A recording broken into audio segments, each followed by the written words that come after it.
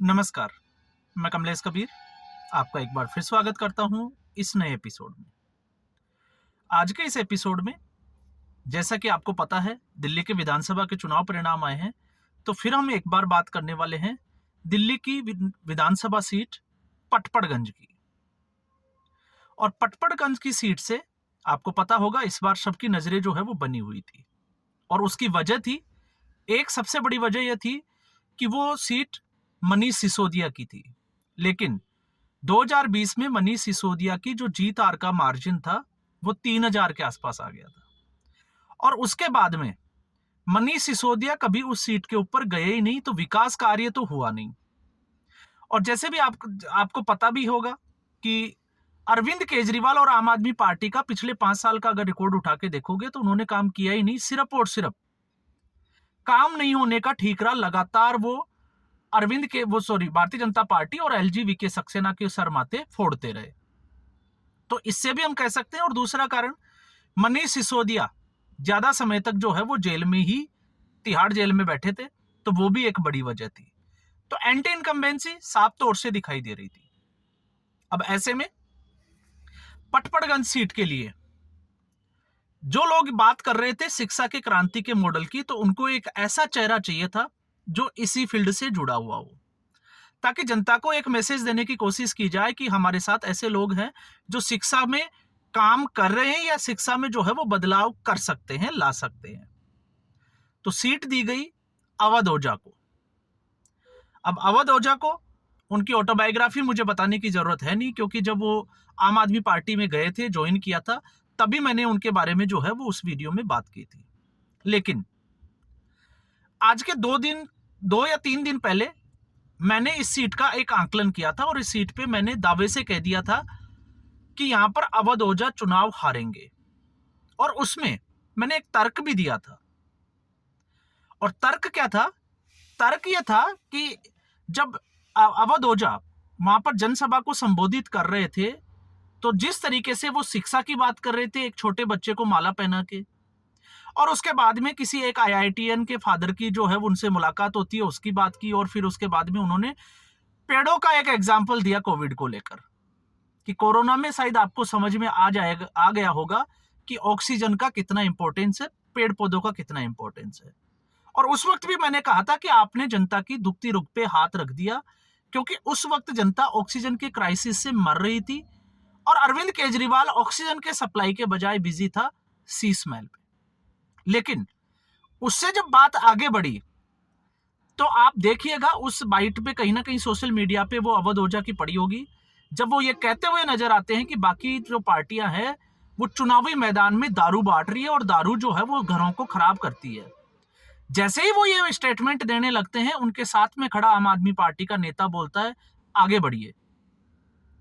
साफ तौर से इशारा था कि इन दोनों चीजों से आपको समझ में आ जाएगा, क्योंकि शराब घोटाले पे एक के साथ एक बोतल फ्री की योजना अरविंद केजरीवाल लेके आए थे।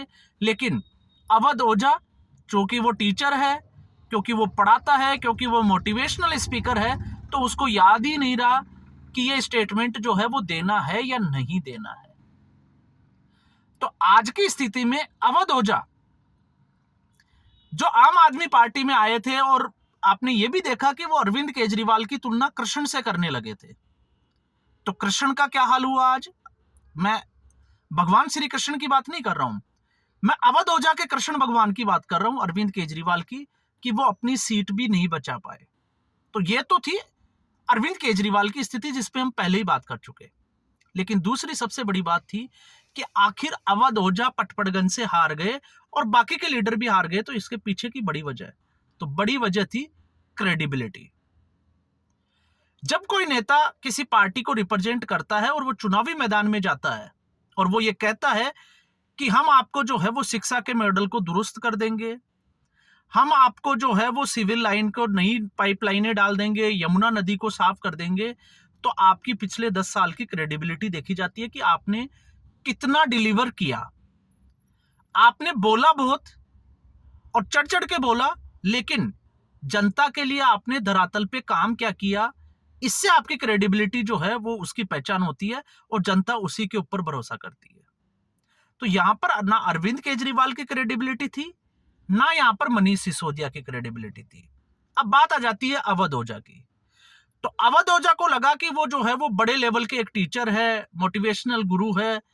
तो आपको यह अंदाजा होना चाहिए कि इससे जनता के कोई प्रभाव नहीं पड़ता, क्योंकि आप अवध ओझा जो है उसको रिप्रेजेंट नहीं कर रहे, आप अरविंद केजरीवाल को वहां रिप्रेजेंट कर रहे हो। मतलब कहने का यह है कि खड़ा अवध ओझा है, लेकिन मुखोटा जो है वो आप अरविंद केजरीवाल का पहने हुए हो। और अरविंद केजरीवाल और आम आदमी पार्टी की वहां पर क्रेडिबिलिटी कितनी है, इस पे जो है वो बड़ा सवाल खड़ा होता है। इसमें बहुत डिफरेंस है। दूसरा, जैसे प्रधानमंत्री नरेंद्र मोदी ने ये चुनाव अपने आप को आगे करके चुनाव लड़ा, जिस तरीके से उन्होंने एक नारा दिया, आपदा, एक स्टेटमेंट दिया, और ये पूरा जो है वो आम आदमी पार्टी के चिपका दिया। उन्होंने साफ तौर से कहा कि उनका अनुभव है साबरमती रिवर फ्रंट का। तो वो इसलिए था कि मैंने मुख्यमंत्री रहते हुए अहमदाबाद में जिस तरीके से साबरमती नदी के किनारे को डेवलप किया, तो वो अपने आप में एक मॉडल है, और वो मॉडल जो है वो करके दिखाया है, तो उनको उसका एक्सपीरियंस है। तो वो यमुना नदी को साफ कर सकते हैं, और यमुना के किनारे जो है वो उसी तरीके का रिवर फ्रंट तैयार कर सकते हैं। ये है क्रेडिबिलिटी। फिर जब आप ये कहते हो कि महिलाओं की बात करते हैं, क्योंकि अवध ओझा कहते हैं ना कि अब हम गंदी बात भी कर लेते हैं, तो अवध ओझा की गंदी बात कहां तक जाती है, जब वो ये कहते हैं कि महिलाओं के लिए जो है अरविंद केजरीवाल योजना लेके आए हैं, और योजना ये है कि वो 2100 रुपए महिलाओं को मंथली, महीने के जो है वो देंगे। तो फिर सवाल यही खड़ा हो जाता है कि आपकी क्रेडिबिलिटी क्या है। आपने 1000 रुपए महिलाओं को ना दिल्ली में दिया, ना पंजाब में दिया, और आप ये कहते हो कि अब हम 1000 नहीं, अब हम देंगे 2100 रुपए। और आपके पास समय है, तो आपने उससे पहले चुनाव की, जो चुनाव आयोग की मीटिंग हुई, प्रेस कॉन्फ्रेंस हुई और चुनाव की घोषणा हुई, तो उससे पहले आप 2 महीने 3 महीने पहले एक भी किस्त जारी करने में असफल क्यों हुए? तो यहां पर भी जो है वो जनता का विश्वास टूटता है। तो कारण जो है वो आप ढूंढोगे तो बहुत सारे हैं। तो जो बात करते थे शेरनी के दूध की, तो शेरनी का जो दूध पिलाने की बात करते थे, बच्चों को शेरनी का दूध पिलाते थे, धोखे से अरविंद केजरीवाल ने उस व्यक्ति को पकड़ा और उसको गधी का दूध पिला दिया।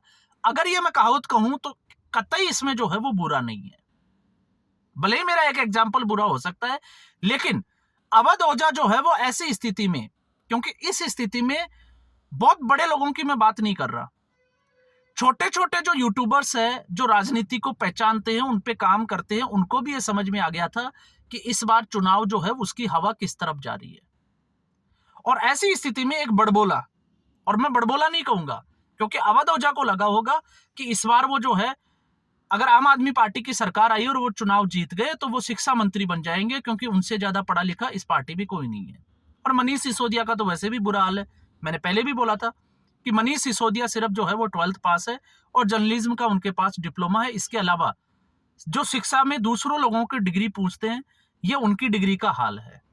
और कहीं भी जो है वो आप सोशल मीडिया पे जाइए, आप मनीष सिसोदिया के विकिपीडिया पे जाइए, आपको जो है वो देखने को भी नहीं मिलेगा कि मनीष सिसोदिया के पास डिग्री कौन सी है।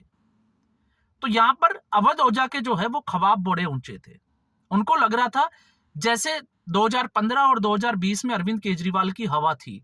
वो नहीं समझ पाए कि 2020 का अरविंद केजरीवाल बदल चुका है, और अरविंद केजरीवाल को चाहिए था एक ऐसा कैंडिडेट जिसके पास पैसा हो और उसकी महत्वाकांक्षाएं पैसे से ज्यादा हो। तो यहां पर अवध ओझा जो है वो फिट बैठते थे। पैसा, जिस तरीके से उन्होंने इंस्टीट्यूशन से कमाया, तो पैसा था, और लेकिन महत्वाकांक्षाएं उससे ज्यादा बड़ी थी, क्योंकि इससे पहले भी वो समाजवादी पार्टी, कांग्रेस पार्टी, इनसे संपर्क कर चुके थे। हालांकि उनको टिकट नहीं मिला था, उन्होंने पार्टी में नहीं लिया। तो अरविंद केजरीवाल को लगा कि इस बार, क्योंकि सरकारी खजाना खाली है, फंड आ नहीं रहा, भ्रष्टाचार के आरोप है, तो कोई कंपनी उनके साथ आने से भी, क्योंकि बिजनेसमैन जब ऐसी स्थिति में आता है और फंडिंग करता है, तो उसको पता है कि वो फंस सकता है। इस वजह से सब लोग जो है वो उससे दूर रहे, और नतीजा क्या रहा? अरविंद केजरीवाल को ऐसे लोगों की जरूरत थी जिनके पास पैसा हो और पैसा खर्च कर चुके, खर्च कर सके। और यही एक इसका मैं अगर आप देखोगे तो लॉजिकली कुमार विश्वास, प्रशांत भूषण, योगेंद्र यादव, आशुतोष, इन लोगों को क्यों निकाला गया? कुमार विश्वास को राज्यसभा में क्यों नहीं भेजा गया? उसकी जगह लवली प्रोफेशनल यूनिवर्सिटी के जो मालिक है उनको क्यों भेजा गया? राघव चड्ढा को क्यों भेजा गया? क्योंकि उनके पास पैसा था। और ये अरविंद केजरीवाल की फितरत जो है वो 2013 से ही सामने आ रही है, लेकिन अवध ओझा जो है वो इसको समझ नहीं पाया। तो अब आप इससे अंदाजा लगा सकते हैं कि अवध ओझा भले कितनी भी पॉलिटिकल साइंस पढ़ा ले बच्चों को, लेकिन राजनीतिक समझ उनकी अभी भी जो है वो नील बट्टा सन्नाटा, जीरो ही है और जीरो ही रहने वाली है। और अब देखते हैं कि जब वो सीट हार गए, और सीट हार का अंतर अगर हम देखेंगे तो आपको उससे भी जो है वो बड़ा अचंभा होगा। जिस सीट हार का अंतर 3000 का था, उस सीट हार का अंतर जो है आपको पता होगा, भारतीय जनता पार्टी के रविंद्र सिंह नेगी वो यहां से चुनाव लड़ रहे थे और लगभग 74,000 वोट उनको मिले हैं। और इसके मुकाबले अगर हम बात करते हैं अवध ओझा की, तो लगभग 46,000 के आसपास वोट जो है वो अवध ओझा को मिले हैं। तो सेकंड पोजीशन पे रहे, लेकिन हार जीत का जो डिफरेंस है वो 28,000 का है। और अगर हम 28,000 की बात करते हैं तो आम आदमी पार्टी ये लॉजिक दे सकती है कि कांग्रेस पार्टी की वजह से आ रहे हैं, लेकिन यहाँ पे तीसरे नंबर पे जब कांग्रेस पार्टी की हम बात करते हैं तो कांग्रेस पार्टी के अनिल कुमार को यहाँ पर वोट मिले हैं 16,549। तो अगर मैं 45,000 और 16,549 को दोनों को मिला देता हूं तो भी कम से कम जो है वो 10,000 की डिफीट रहती है दोनों पार्टियों की गठबंधन की। तो ऐसी स्थिति में फासला जो है वो बहुत बड़ा है और ये अवध ओझा के लिए बहुत भारी पड़ने वाला है और पड़ भी चुका है। क्यों? क्योंकि अब शायद मुझे लगता है कि अवध ओझा शेरनी के दूध की बात नहीं करेगा, दाढ़ने की तो बिल्कुल नहीं करेगा। क्यों नहीं करेगा?